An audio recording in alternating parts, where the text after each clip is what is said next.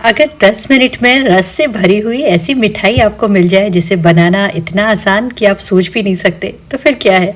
चलिए आज बनाते हैं ऐसी ही एक टेस्टी सी मिठाई। Welcome back to exotic dine. मैं हूँ स्वाति और इस टेस्टी मिठाई को बनाने के लिए ना आपको चाहिए ब्रेड। तो आप जहाँ तक हो सके ना फ्रेश ब्रेड स्लाइस मिलेंगे तो आपको ज़्यादा अच्छा रहेगा।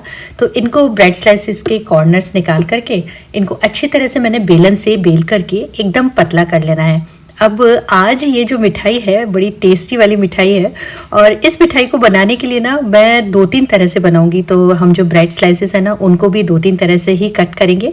तो यहाँ पर एक तो ये नॉर्मल हमने स्क्वायर में ब्रेड स्लाइसेस ले लिए। अब देखिए इनकी थिकनेस बस इतनी ही रखनी है कि एकदम पतला हो जाए। अब दूसरे जो ब्रेड स्लाइसेस हैं उनको हम राउंड शेप में कट कर लेते हैं।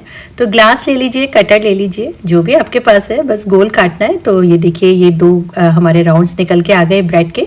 इसी तरह से बाकी ब्रेड को भी मैंने कट कर लिया है। तो इन स्लाइसेस को भी मैं एकदम बेल करके पतला कर लूँगी। ये असल में अगर आप नहीं बेलेंगे ना तो 2 चीज़ें इसमें होती हैं। अगर आप ऐसे ही बनाना चाहें तो एक तो ये ऑयल ज़्यादा एब्जॉर्ब कर लेंगे और दूसरा इसकी प्रॉपर शेप नहीं आएगी। अब ये जो पेड़ा आप मेरे हाथ में देख रहे हैं ना, ये राजस्थान का वैसे बड़ा फेमस पेड़ा है। तो ये मेरे पास था। अगर आपके पास ये नहीं है तो कोई दिक्कत नहीं, आप कोई भी पेड़ा ले सकते हैं। बाजार से 2 पेड़े लेकर के आइए और ये मिठाई आपकी फटाफट बन जाएगी। तो इन पेड़ों को मैंने ग्रेट कर लिया। वैसे तो इनके अंदर मीठा भी है और सारे इलायची भी है, ड्राई फ्रूट्स भी है।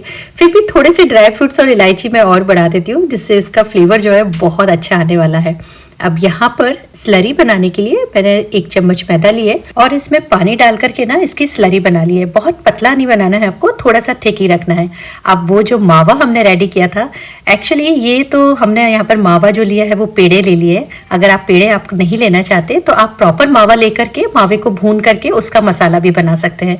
तो बस उसको इस तरह से ब्रेड स्लाइसिस के अंदर भरा और ब्रेड को रोल कर दिया। किनारे आप अच्छी तरह जरूर सील कर दीजिएगा, इसीलिए तो स्लरी बनाई है। अब एक तो वो रोल वाली शेप बन गई। अब दूसरी जो शेप है उसमें मैंने चारों तरफ स्लरी लगा दी और सेंटर में मैंने वो जो स्टफिंग बनाई है उसको स्टफ कर दिया है और किनारे की तरह से इसको अच्छी तरह से प्रेस कर दिया। बन गई ना गुजिया वाली शेप। अब ऐसी गुजिया इतनी जल्दी बन जाए तो फिर क्या है, मजा आ जाएगा ना। तो ये देखिए एक गुजिया बन गई है, दूसरी गुजिया भी इसी तरह से बनाई। पर ध्यान रखिएगा किनारे बहुत अच्छी तरह से सील होने चाहिए। मैंने थोड़ा फोक से भी उसको कर दिया था तो ये एक अच्छा डिजाइन भी दे जाएगा। तो ये बन के रेडी हो गए हैं। अब इन्हें हम एक तरफ रखते हैं और दूसरी तरफ चाशनी बनाना शुरू कर देते हैं। तो इसके लिए 1 कप शुगर के अंदर मैंने आधा कप पानी डाल के थोड़ा थिक बनाना है। इसी के साथ आप थोड़ा सेफ्रॉन भी डाल दीजिए तो बहुत अच्छा कलर और स्मेल दोनों आ जाएंगे। कि देखिए इस तरह की चाशनी होनी चाहिए। अब मीडियम फ्लेम पर हमने जो रोल्स और गुजिया बना के रखी है ना ब्रेड वाली, उनको आप फ्राई कर लीजिए। एकदम गोल्डन ब्राउन होने तक हमको फ्राई करना है। ये बहुत जल्दी फ्राई हो जाते हैं, इसलिए एकदम आप जल्दी जल्दी काम करिएगा। अब बस वो जो गरम चाशनी है उसके अंदर इनको डालिए, थोड़ा सा उलट पुलट कर लीजिए और फौरन बाहर निकाल लीजिए। बहुत ज्यादा देर हमको उस चाशनी के अंदर इन्हें नहीं रखना है, इसमें रस अच्छी तरह से भर जाता है। और अगर आपको ऐसी रेसिपीज पसंद है तो आप चाहें तो इस चैनल को लाइक, शेयर और सब्सक्राइब भी कर सकते हैं। और अगर आपने इंस्टा और फेसबुक पर नहीं विजिट किया है तो आप वहां पर भी कर सकते हैं। फेसबुक पर तो मैं आप लोगों के साथ में लाइव कुकिंग करती हूँ। अगर आपको लाइव कुकिंग करना अच्छा लगता है तो ज़रूर ज्वाइन करिए, लिंक मैं डिस्क्रिप्शन बॉक्स में दे दूंगी। और अब देखिए ये जो गुजिया है उसको भी हमने रस में डाल दिया और बाहर निकाल दिया है। अब थोड़ा सा गार्निश करेंगे इसको।